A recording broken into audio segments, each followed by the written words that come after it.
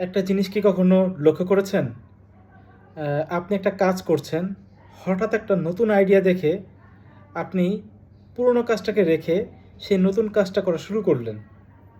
ধরুন, আপনার কাছে মনে হলো যে আপনি পড়াশোনা শেষ করে সরকারি চাকরি করবেন।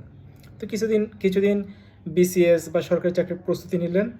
এরপর মনে হলো না, আপনি দেশের বাইরে চলে যাবেন। আপনি আইএলটিএস করা শুরু করলেন।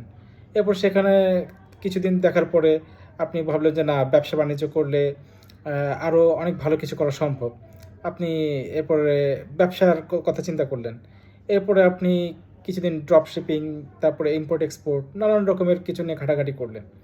এবার মনে হচ্ছে না, এখন তো এআই চলে আসছে। এআই দিয়ে এখন অনেক কিছু করা যাচ্ছে। ফ্রিল্যান্সিং পেশায় চলে যাবেন।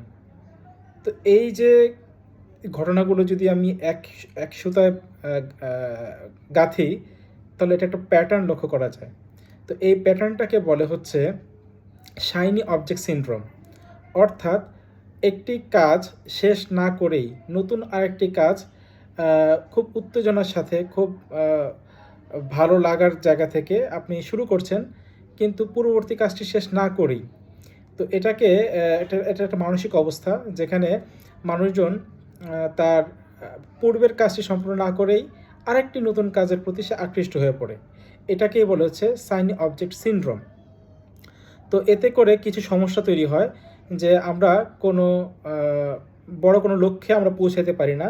কারণ প্রত্যেকটা কাজেই যাদের এই সমস্যাটা আছে, তারা একটা কাজ সম্পূর্ণ না করেই আরেকটা কাজ যখন যান, তখন দেখা গেল যে ৬ মাস বা ১ বছর বা সময়ের সাথে, সাথে তার কোনো বড় ইমপ্রুভমেন্ট বা অ্যাচিভমেন্ট তার কাছে থাকে না।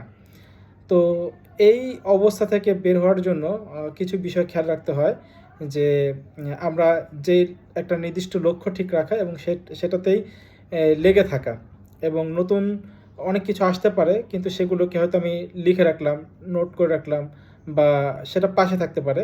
কিন্তু একটা কাজের মধ্যে তখন অন্য একটা লক্ষ্যের দিকে মনোযোগী না হওয়া। আ এতে করে আমরা আমাদের যে নির্দিষ্ট লক্ষ্য, সেই লক্ষ্যে পৌঁছাতে পারবো, এবং সেখান থেকে আমরা একটা আ বড় একটা সাকসেস স্টোরি হয়তো আমরা বের করে আনতে পারবো। কিন্তু যাদের মধ্যে শাইনি অবজেক্ট সিনড্রোম, এই সমস্যাটা আছে, তারা নানান রকমের আইডিয়াতে, নতুন, নতুন জিনিসে, মুখরোচক কোনো উম আইডিয়াতে তারা আকৃষ্ট হয়ে পড়েন। ফলে খুব একটা ভালো ফলাফল লং টার্মে আমাদের জন্য আসে না। তো এটাই ছিল বিষয়। তো আপনাদের মধ্যে কেউ যদি এরকম এক্সপেরিয়েন্স করে থাকে যে ঘন, ঘন তার প্রায়োরিটি চেঞ্জ করে ফেলতেছেন, তার গোল চেঞ্জ করে ফেলতেছেন, তাহলে ধরে নিতে হবে যে এটা আমাদের শাইনি অবজেক্ট সিনড্রোমের কারণেই হচ্ছে। কারণ এটার অনেক সায়েন্টিফিক ব্যাখ্যা আছে। তো আমি সেদিকে গেলাম না।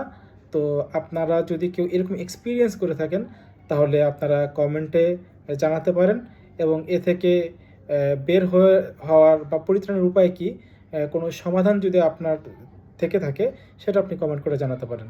ধন্যবাদ।